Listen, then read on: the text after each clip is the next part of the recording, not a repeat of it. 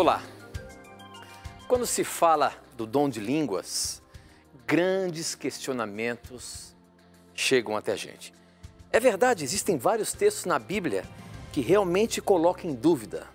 Nós aqui falamos que o dom de línguas, como está lá em Atos, a língua estranha falada ali são idiomas. Mas agora, quando a gente se depara aqui com 1 Coríntios 14, a partir do verso 2, diz o seguinte: quem fala em língua estranha, fala a Deus e não às pessoas, pois ninguém o entende.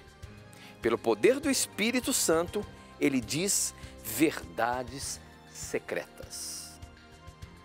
Aqui, aparentemente, esse único versículo dá a entender de que o dom de língua estranha você está falando a Deus. O Espírito Santo diz verdades secretas. Como compreender isso? Será que de fato línguas estranhas aqui são línguas que apenas os anjos entendem, apenas Deus compreende? É uma forma de falar diretamente com Deus? Qual o sentido disso? Como entender o que está em 1 Coríntios 14, 2? Esta e muitas outras questões você acompanha agora, pois está no ar, Na Mira da Verdade.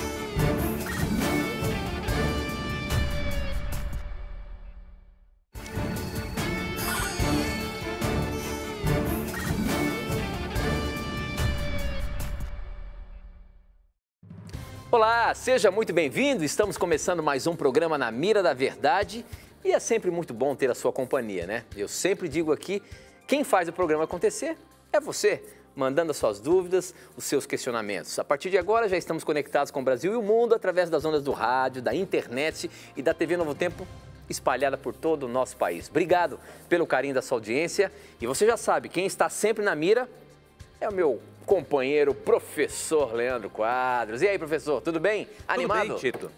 Quero mandar aqui, rapidamente, alguns abraços. Faz tempo que não mando abraços para as pessoas, para os nossos amigos e telespectadores.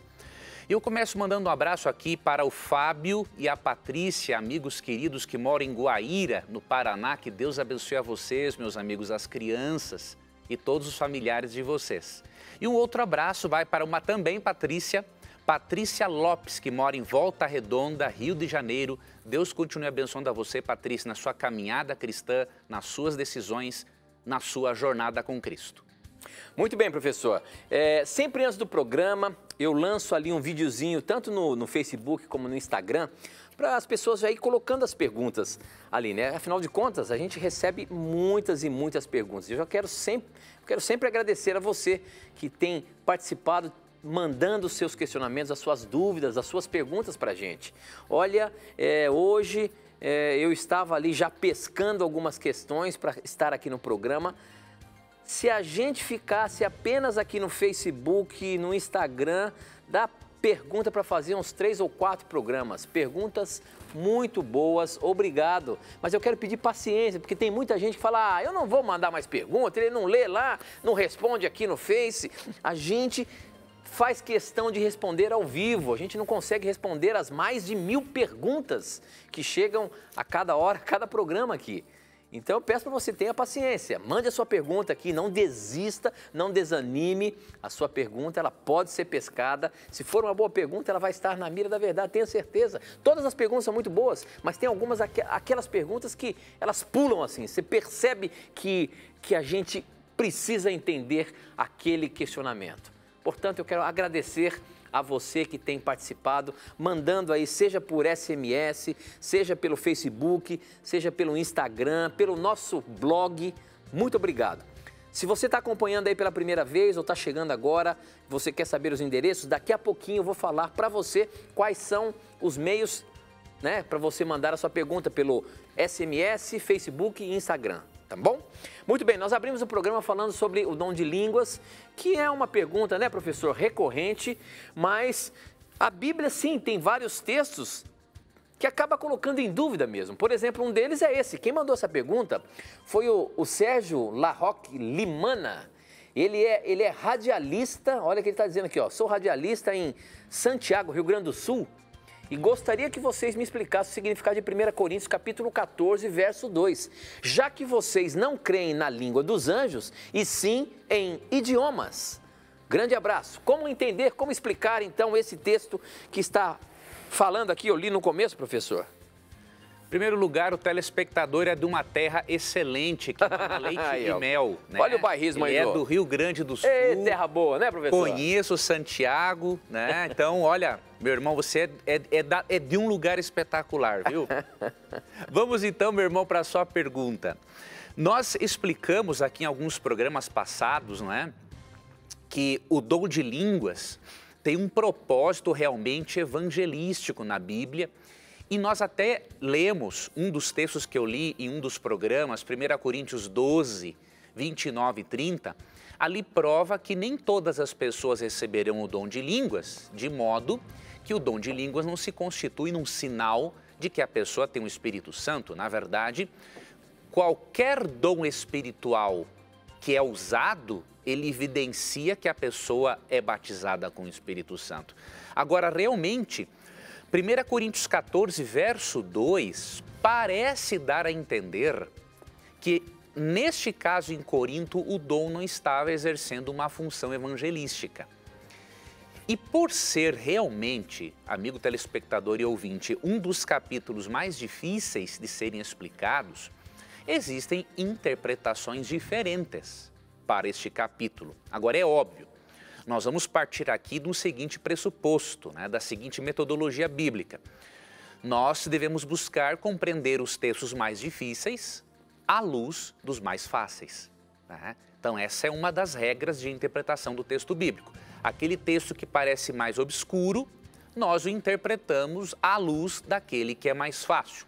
Então, nós vamos analisar alguns versos em 1 Coríntios 14, vou fazer isso brevemente por causa do tempo, para que nós possamos chegar a uma conclusão. Bom, existem duas principais interpretações sobre 1 Coríntios 14, verso 2. Alguns eruditos dizem que o que fala em outra língua não fala a homens, senão a Deus, visto que ninguém o entende. Isso ocorria porque as pessoas que estavam na igreja não entendiam o idioma que ele falava. Então, neste caso, só Deus entendia, porque o público não estava familiarizado com o idioma. Então, existe um grupo de eruditos competentes que creem assim. Já existe um outro grupo de eruditos competentes que creem de uma forma diferente. E, a princípio, eu vou para essa segunda linha, tá?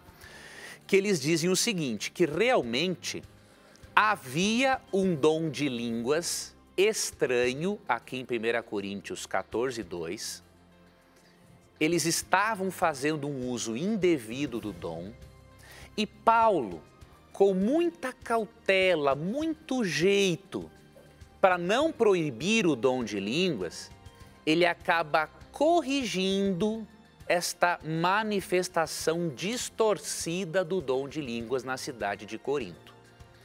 Para alguns desses eruditos, isso é possível porque existia ainda uma influência pagã na cidade de Corinto, por lá existir, por exemplo, o templo da deusa Diana. Então, o que alguns eruditos pensam? Que realmente o dom de línguas estava sendo usado aqui, não o dom de línguas como ensinado em Atos, mas um dom de línguas deturpado. E aí Paulo, com muita cautela, começa a fazer uma série de correções para ensiná-los a usarem o dom da forma correta. E é o que vemos realmente no contexto. Você vê no contexto que Paulo não aprova um dom de línguas estático que ninguém entende. Pelo contrário, Paulo ensina que o dom de línguas tem que ser compreensível. Veja, por exemplo, alguns versos, a partir do versículo 6. Agora, porém, irmãos, se eu for ter convosco falando em outras línguas, em que vos aproveitarei? Se vos não falar por meio de revelação, ou de ciência, ou de profecia, ou de doutrina.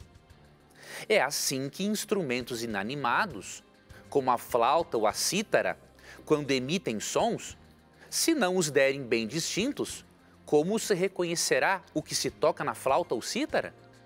Pois também se a trombeta der som incerto, quem se preparará para a batalha? Assim vós, se com a língua não disserdes palavra compreensível, como se entenderá o que dizeis? Porque estareis como se falasseis ao ar. Então você percebe, Paulo cita aqui como exemplo instrumentos musicais com funções diferentes. Ele diz assim, nós só podemos distinguir um som se ele for tocado de forma distinta. Eu só vou poder entender que uma trombeta foi tocada para dar início a uma batalha se eu compreender que foi uma trombeta tocada com um som certo, não incerto, para que eu possa tomar uma atitude. Então Paulo aqui cita exemplos para poder corrigir um tipo de dom de línguas que não estava sendo devidamente usado.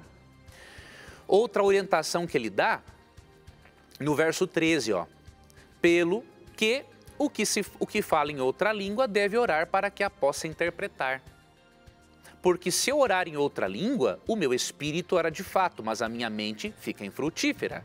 Que farei, pois? Orarei com o espírito, mas também orarei com a mente. Então ele mostra um dom de línguas ali esquisito e ao mesmo tempo ele vai corrigindo, olha, vocês dizem que estão orando em espírito, mas nós temos que orar também com a mente.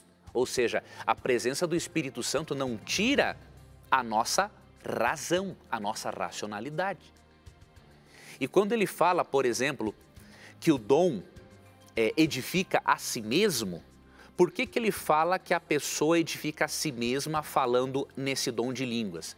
É por causa da experiência religiosa que ela estava tendo, né? Ele não está necessariamente aprovando aquele tipo de dom de línguas, mas de uma forma cavalheira, educada, mostrando alguns prós para depois mostrar os contras daquele tipo de dom que estava sendo usado.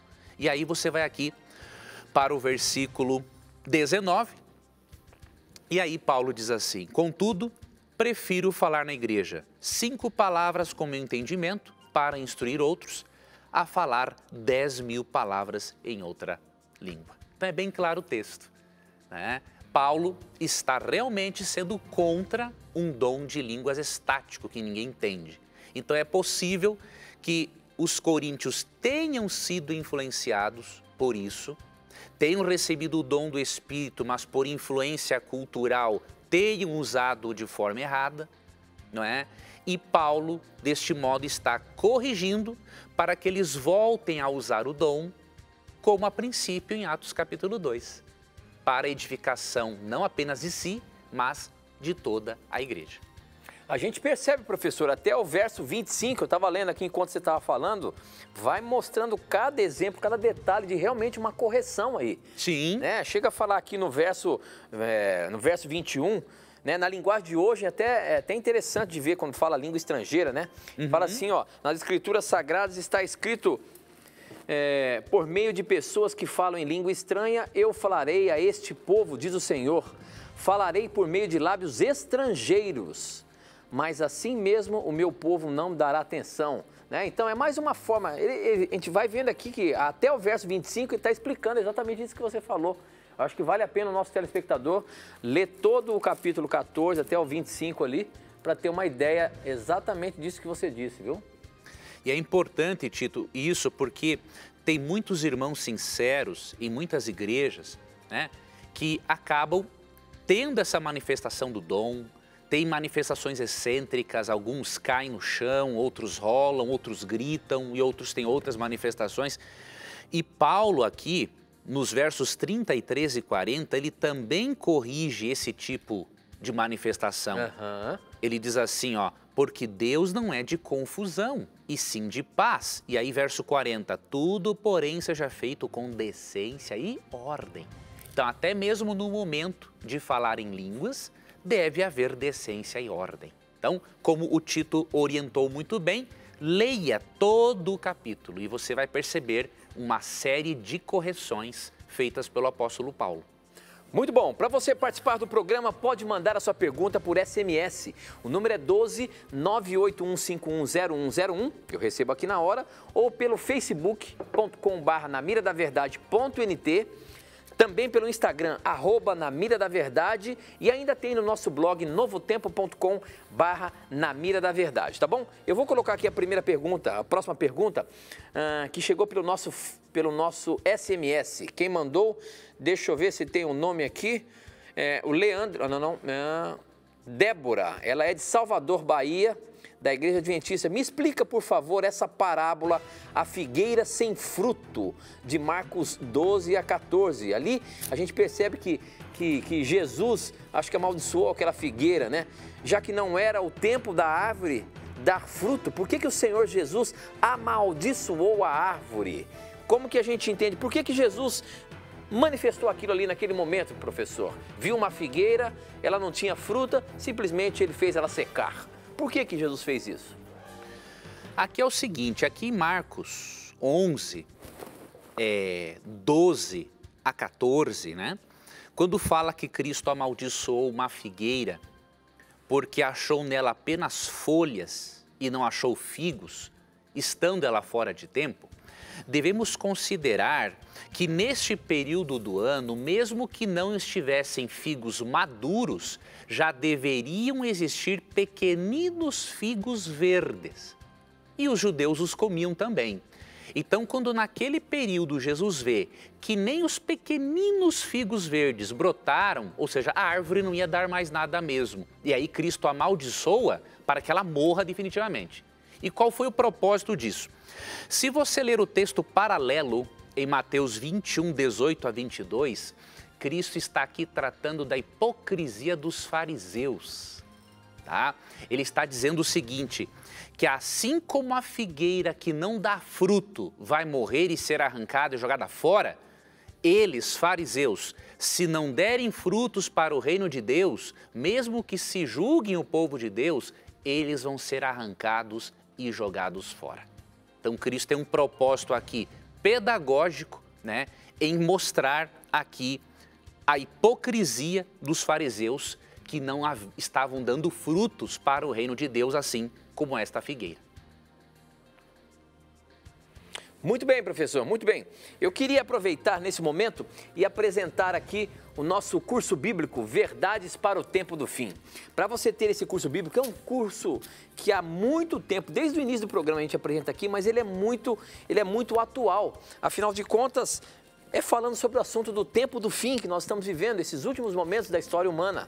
E para você ter esse curso bíblico aí na sua casa, vamos ver se a gente consegue mostrar aqui para você, ó. Câmera, vê se a gente consegue mostrar aqui, ó, os temas: verdades para um mundo assustado, onde Deus está quando as tragédias acontecem, a estratégia da rebelião, falando sobre Satanás, o que aconteceu no céu, o milagre do novo nascimento, falando sobre o batismo, qual o real sentido, por que tantas religiões. Às vezes você tem dúvida aí por que tantas religiões existem, afinal de contas, apenas um Deus, por que tanta diferença de opinião, se a palavra de Deus é uma só, né? Então, enfim, são vários temas interessantes que eu tenho certeza que vai ajudar você a compreender bastante a palavra de Deus. Você pode pedir agora entrando no nosso blog, novotempo.com/namiradaverdade. Você vai ver lá pedindo para fazer um curso bíblico gratuito, ou se você preferir, também pode ligar para a gente no horário comercial. 0 operadora 12 21 27 3121, você vai ter uma equipe ali pronta para atender a sua ligação e fazer o seu cadastro. Liga para a gente no horário comercial ou então entre agora no nosso blog, novotempo.com/namiradaverdade, tá bom? A gente vai para um breve intervalo e a gente volta já já.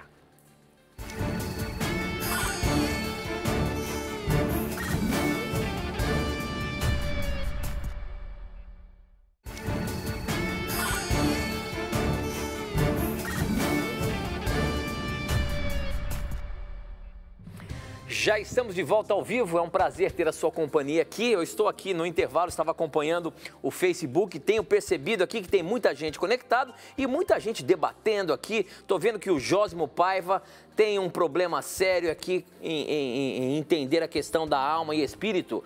Jósimo Paiva está comentando, está agitando aqui, muito bom. Tudo bem, obrigado pela sua participação aí. Então vamos tirar a sua dúvida, meu irmão.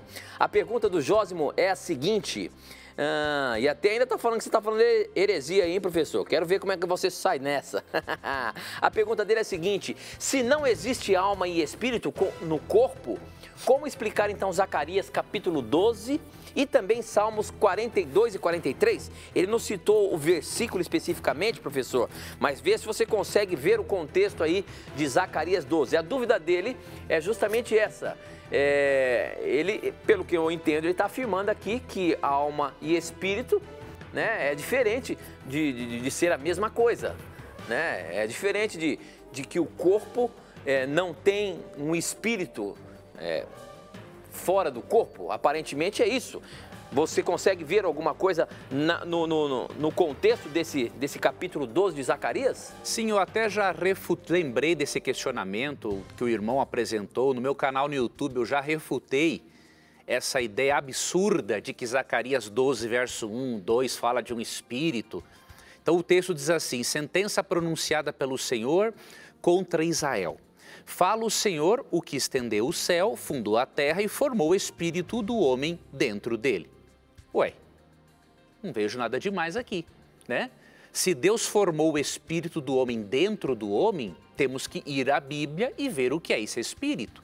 E quando você vai para Gênesis 12, verso 7, diz o seguinte, formou ao Senhor Deus ao homem do pó da terra, lhe soprou nas narinas o fôlego de vida, que é o espírito, e o homem passou a ser alma vivente. Então, o espírito que tem dentro do ser humano é o fôlego de vida de Deus, é o poder energizante, é aquilo que nos dá a vida, né? E uma coisa curiosa que o irmão tem que analisar, em nenhum lugar a Bíblia diz que nós temos uma alma dentro de nós, pelo contrário, né? A Bíblia diz que nós somos almas, e aí uma diferença entre ser e ter é muito grande, né? Então, Gênesis 2:7, então formou o Senhor Deus ao homem do pó da terra e lhe soprou nas narinas o fôlego de vida, ou seja, o espírito que entrou dentro do homem, não é? É o fôlego de vida que Deus soprou nas narinas. E o homem passou a ser alma vivente. Ter alma vivente é uma coisa, ser alma vivente é outra. Então a Bíblia não diz que o ser humano tem alma, a Bíblia diz que o ser humano é alma. E outra prova você pode ver em Deuteronômio 10:22, falando assim, com 70 pessoas, ou melhor, com 70 almas, teus pais desceram ao Egito. É óbvio que não foram almas penadas, foram 70 pessoas. Então, meu irmão, com muito respeito, a sua compreensão de alma tem como base a filosofia grega, não tem como base as escrituras sagradas e o pensamento judaico-cristão. Outra coisa, professor, que nós estamos vendo aqui no Facebook, vamos já sanar essas dúvidas aqui para não ter problema. Tá dizendo aqui, ele também está dizendo aqui que os adventistas do sétimo dia são os únicos selados e remanescentes. Você crê nisso, professor, que apenas os adventistas são os selados e remanescentes? É o que eu estou vendo aqui, ó. Está debatendo o que um telespectador escreveu e ele está dizendo que nós ensinamos heresias aqui, só os adventistas do sétimo dia são os selados e remanescentes. É isso mesmo? Você tem falado isso? Isso aí é mais um mito de quem fala a respeito do que não sabe, né? É muito importante, telespectador e ouvinte, que quando nós falarmos sobre um assunto, nós tenhamos pelo menos um pouco de conhecimento daquele assunto, né? Eu, por exemplo, quando eu estou num grupo de amigos que estão falando de carros, eu não vou falar de carro porque eu tenho carro, mas eu não entendo de mecânica, não entendo de marcas de carro. O que eu vou fazer? Eu vou ficar quieto, vou aprender e se eu quiser um dia falar sobre carros, eu vou ler um pouquinho sobre carros, vou aprender para depois falar. Porque falar daquilo que não sabemos é insensatez, né? Então, por exemplo, vamos deixar que Ellen White, cofundadora do Adventismo, responde esta pergunta. Então, no seu livro Grande Conflito, né? Por exemplo, na página 383, vou ler até mais do que uma, ela diz o seguinte: e em que corporações religiosas se encontrará hoje a maior parte dos seguidores de Cristo? Sem dúvida, nas várias igrejas que professam a fé protestante.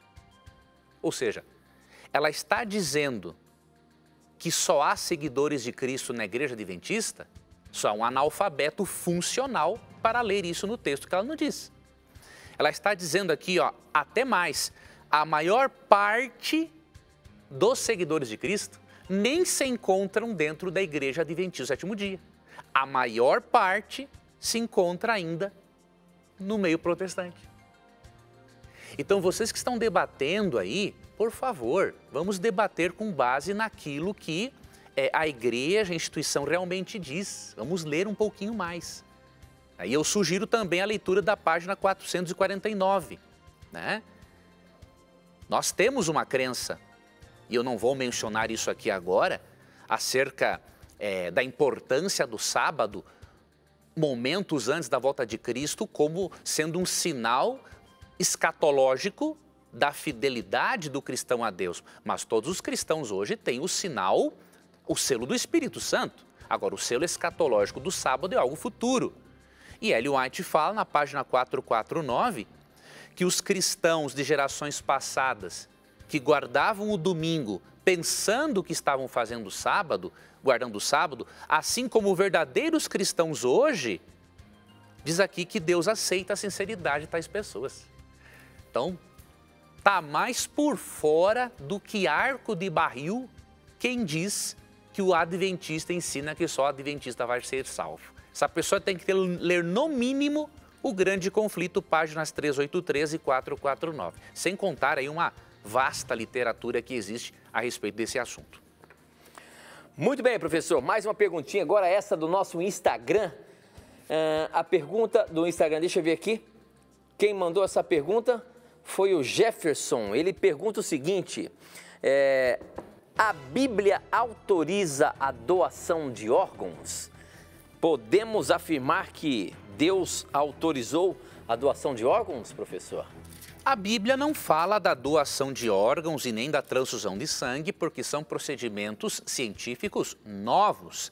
Entretanto, nós devemos entender uma coisa. A Bíblia, quando não fala de certos assuntos, porque a Bíblia não é um livro de ciência, a Bíblia é um livro da ciência da salvação, não é? Mas, quando ela não fala diretamente de certos assuntos, a Bíblia apresenta princípios norteadores, né? Princípios que podem nortear nossas decisões e nossas respostas, né? A nossa formulação das nossas respostas.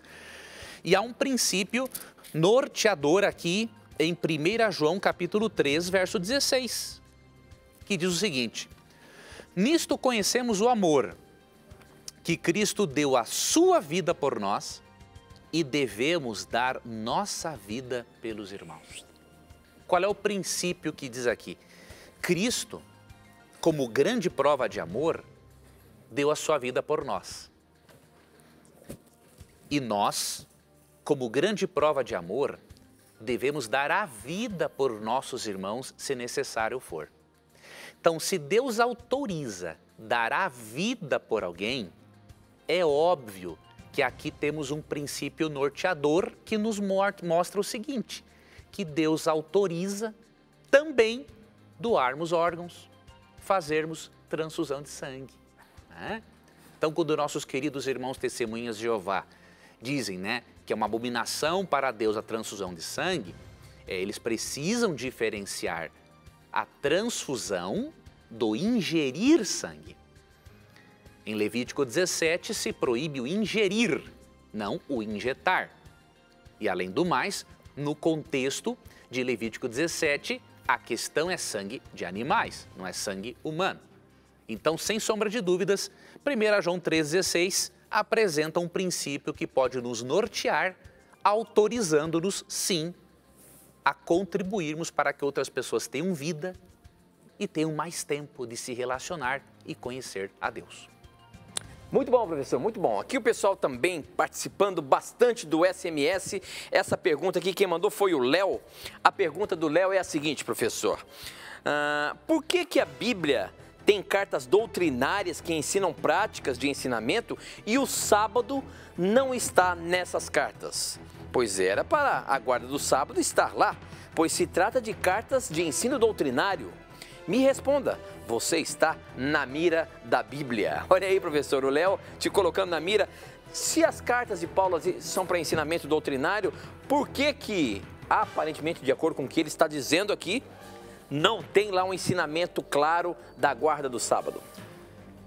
A primeira resposta é a seguinte: esse é um assunto tão óbvio e tão conhecido pelos judeus que não houve uma necessidade de Paulo ensinar isso. Duas coisas eram muito comuns para os judeus: a observância do sábado e a devolução do dízimo. Então você não vai encontrar no Novo Testamento, você encontra no Novo Testamento referências ao sábado e referências ao domingo. Ou melhor, referências ao sábado e referências ao dízimo. Ao domingo, na verdade, não encontra-se nada, né? Mas você encontra referências ao sábado, referências ao dízimo. Agora, você não encontra uma ordem direta, né, doutrinária para guardar o sábado e nem para dizimar. E por quê? Porque não eram assuntos que causavam problemas. Se você ler o livro de Atos, você percebe que o exemplo apostólico fala muito alto. Você vê que décadas após a cruz, no livro de Atos, os apóstolos continuavam observando o sábado. Você vê em Atos 13, 42 a 44, Atos 16, 13, Atos 17, 2, Atos 18, 13 e 4. E você não vê ali eles observando o sábado só porque eram judeus. Não, observavam porque fazia parte do estilo de vida deles. E você tem que avaliar também que se nós não devemos guardar o sábado porque não há um mandamento descritivo no Novo Testamento como no Antigo, então não vamos dizimar também, não é? E um outro detalhe importante que você deve analisar: qual era a Bíblia dos autores do Novo Testamento? Qual foi a base das cartas de Paulo? O Antigo Testamento. E óbvio, se a base do Novo Testamento é o Antigo Testamento, você acha que os autores do Novo Testamento iam guardar um dia diferente do que estava na Bíblia deles? Não tem cabimento, não tem lógica nenhuma. Muito bem, professor. Temos ainda 2 minutinhos. Eu queria colocar uma pergunta aqui que chegou no nosso blog. Quem mandou essa pergunta foi o Matheus Levi. E a pergunta do Matheus Levi é a seguinte: Deus sabe se vou me salvar ou me perder? Se sabe, qual o sentido dele em se ele se importa com quem vai se perder? Está escrito em Salmo 139, 3 e 4 que ele sabe de tudo antes de nós existirmos. Como fica então o livre-arbítrio? Como fica o livre-arbítrio não, professor? Como fica a questão da predestinação aqui? Se ele sabe que nós vamos partir ou não, se vamos nos salvar ou não? Veja, esse é um assunto extremamente amplo e complexo, então eu vou em poucos minutos dar aqui para você só uma breve resposta, que é a seguinte: nós não devemos colocar a onisciência de Deus lá em cima e a onipotência aqui embaixo. O que eu quero dizer com isso? Quando nós dizemos assim, bom, se Deus sabe todas as coisas, isso significa que Ele predestinou as coisas para ser assim, então Deus já não é tão onipotente como pensaríamos. Por quê? Porque se, por exemplo, Deus sabe que o Leandro vai se salvar na sua onisciência, mas Ele não pode fazer nada para mudar isso, então Ele é pouco onipotente. Mas quando estudamos a Bíblia, percebemos que tais atributos estão no mesmo nível. Ao mesmo tempo em que Ele é onisciente, Ele é onipotente. Então, por que Deus, mesmo sabendo que alguém vai se perder, Ele continua indo atrás do pecador? Eu não vou lhe dizer que eu vou lhe dar a melhor resposta, porque em relação à onisciência de Deus, muitas vezes o silêncio é ouro. Mas a resposta que me ajuda é a seguinte: Deus continua indo atrás do pecador, mesmo sabendo quem vai se perder, porque Deus sabe que Ele também tem poder suficiente para mudar o curso da história, se o pecador assim o permitir. Então, eu vejo nisso uma forma de nós colocarmos no mesmo nível de igualdade a onisciência e a onipotência, né? Os calvinistas muitas vezes não fazem isso. Eles colocam a onisciência, a soberania lá em cima e a onipotência parece que está aqui. Parece que ela está presa à onisciência. Eu não creio que isso seja o certo. Ele é onisciente, mas ele também é onipotente. E ele pode mudar o curso da história, sim, porque ele tem poder para fazer o que ele quiser. Muito bom, professor. Nós temos que ir para um breve intervalo, mas não sai daí não, hein? É rapidinho, a gente volta já já.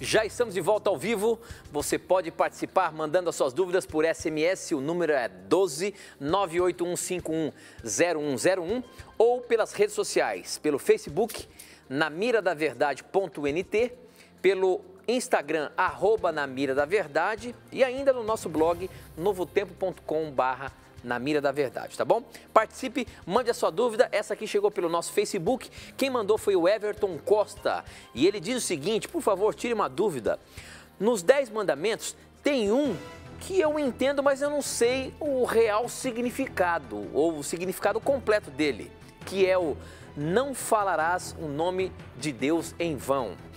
Professor Leandro Quadros, qual que é o significado desse mandamento aí, não falar o nome de teu Deus em vão? Existe algo amplo aí? Do que quer dizer isso, não falar o nome de Deus em vão? Veja, este mandamento, né, que diz para não tomarmos o nome do nosso Deus em vão, no contexto do pensamento hebraico, significa primeiramente reverenciar o nome de Deus, não mencionando o nome de Deus em piadas, em coisas sem importância, mas vai além.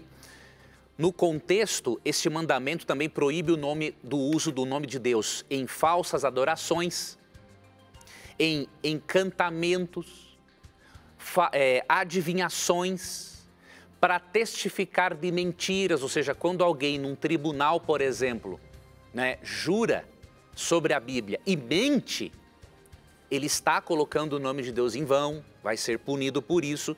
E coloque-se o nome de Deus em vão também quando se profere blasfêmias contra Deus. Então, são dessas maneiras que uma pessoa pode transgredir aqui este mandamento. Muito bem, eu estou vendo aqui uma pergunta interessante que tem no Facebook também. Quem mandou foi o Kleber Luiz. A pergunta do Kleber, eu acho que nós precisamos esclarecer essa questão. Ele diz o seguinte: creio que nós estamos aqui na Terra como se fosse um vestibular.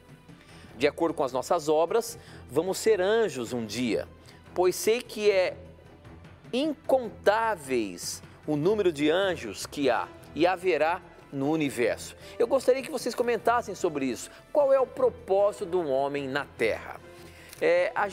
Por que eu estou fazendo essa questão, professor? Eu achei interessante. Existem muitos questionamentos que acabam dizendo que, como o céu perdeu 1/3 dos anjos, Deus criou o ser humano para ocupar essa lacuna, esse buraco que ficou no céu. E muitos pensam que a criação do homem foi para ocupar esse espaço. Agora, só que ele entra aqui numa questão de obras, que se nós tivermos boas obras, nós seremos salvos para ocupar esse local, né? Esse local não, né? Esse número. É isso mesmo o conceito bíblico, professor? Veja, querido telespectador, você precisa separar os anjos dos seres humanos. São duas categorias de seres diferentes. A Bíblia não ensina em nenhum momento que os seres humanos se tornarão anjos. Pelo contrário, a Bíblia ensina, sim, que os seres humanos serão glorificados, de acordo com 1 Coríntios 15, e vão viver entre os anjos. Mas a Bíblia distingue essas duas categorias de seres. Eu vou ler 2 textos para você. O primeiro texto, Salmo 8, verso 5.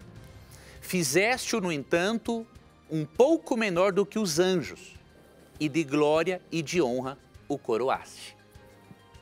Um outro detalhe, você tem que ler também Jó 34:7, né? Fala das estrelas da alva cantando, rejubilando os filhos de Deus por Deus criar o planeta. Ou seja, os anjos existiam muito antes dos seres humanos. São uma categoria de seres diferenciados. E um outro texto que é importante você ler, Hebreus, capítulo 1, verso 14, que diz o seguinte, falando dos anjos, não é? Não são todos eles espíritos ministradores enviados para serviço a favor dos que hão de herdar a salvação? Então você vê que é uma categoria diferente. São seres chamados de espíritos ministradores enviados a serviço dos seres humanos, né? Nós estamos nesta terra, o propósito principal de Deus era a nossa felicidade eterna e comunhão com Ele, como lemos em Gênesis capítulo 1 e capítulo 2. O problema é que um intruso veio ao nosso mundo e convenceu nossos primeiros pais a pecarem, como lemos em Gênesis 3. E por isso, o planeta hoje não se encontra mais nas condições que Deus queria. Mas a promessa de Deus é que quando Cristo voltar, Deus vai restabelecer o planeta para que o planeta cumpra o seu propósito original, ter seres humanos para desfrutarem de uma eterna felicidade e alegria juntamente com o Criador. E esta promessa encontramos aqui em 2 Pedro, capítulo 3, versos 10 a 13. Virá, entretanto, como ladrão, o dia do Senhor, no qual os céus passarão com estrepitoso estrondo e os elementos se desfarão abrasados. Também a terra e as obras que nela existem serão atingidas. Visto que todas essas coisas hão de ser assim desfeitas, deveis ser tais como os que vivem em santo procedimento e piedade, esperando e apressando a vinda do dia de Deus, por causa do qual os céus incendiados serão desfeitos e os elementos abrasados se derreterão. Nós, porém, segundo a sua promessa, esperamos novos céus e nova terra nos quais habita justiça. Então, meu amigo ouvinte e telespectador, apegue-se a esta promessa e você estará se preparando para este encontro com o Senhor. Muito bom, professor, muito bom. Tem uma perguntinha que chegou aqui pelo nosso SMS, é do Rubens, ele é de Itararé, São Paulo. Sua pergunta foi pescada, meu irmão, e ele quer saber o seguinte: é certo falar no final de uma oração, no nome do Pai, do Filho e do Espírito Santo, amém? Ou apenas temos que falar em nome de Jesus? Quando finaliza uma oração, tem problema, professor, falar em nome do Pai, do Filho e do Espírito Santo e encerrar com amém? Tem alguma orientação para isso?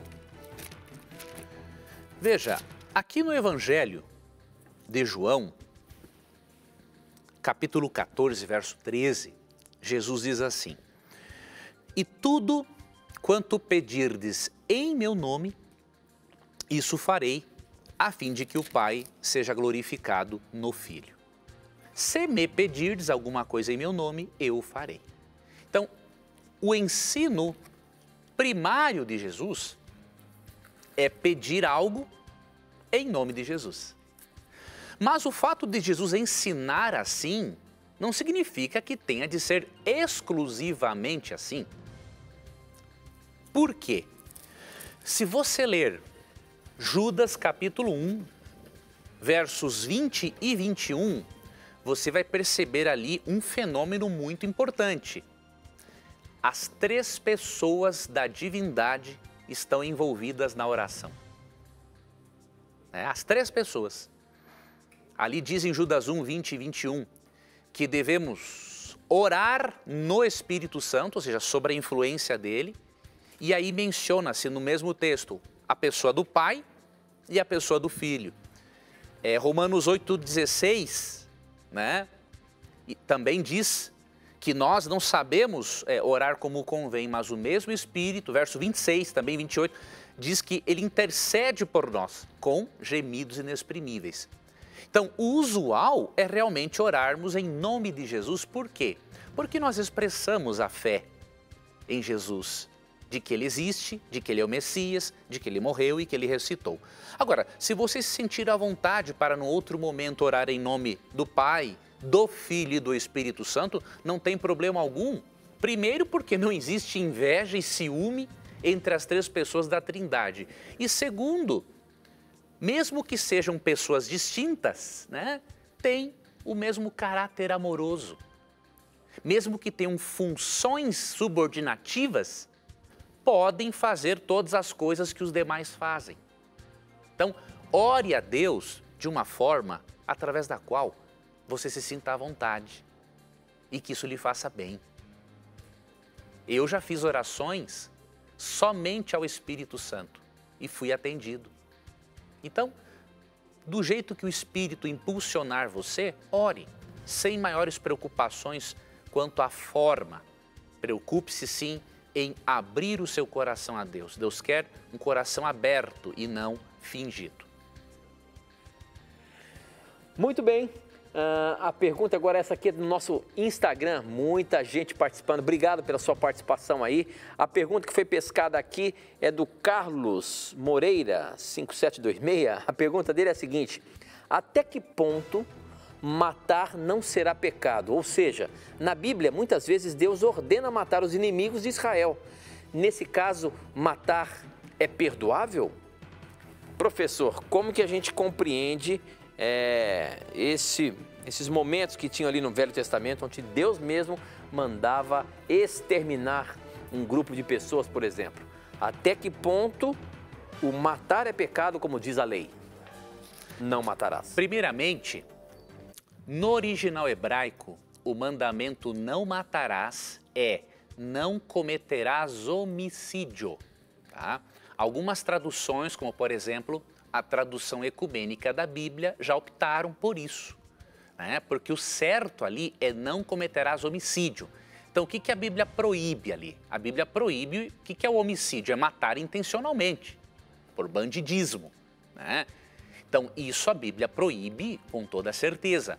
Agora, Deus usar a lei para executar um criminoso depois de um julgamento justo, a Bíblia não é contra isso. Prova de que, no Antigo Testamento, Deus utilizou o povo de Israel como instrumento de sua justiça. Então, o matar intencional é uma palavra hebraica diferente do matar utilizado, por exemplo, para a lei. Você lê em Romanos 13, 1 a 4, Paulo claramente demonstra que o Estado é a espada de Deus. É vingador de Deus, né? Agora, há um detalhe. O civil não é autorizado a fazer isso, tá? Na Bíblia, a única pessoa autorizada, a única instituição autorizada a fazer isso seria o poder do Estado. Nós não temos autorização de Deus para nos vingarmos. Agora, ocorriam casos especiais na Bíblia. Por exemplo, ocorriam casos especiais em que alguns israelitas, por exemplo, estavam trabalhando juntos, tá?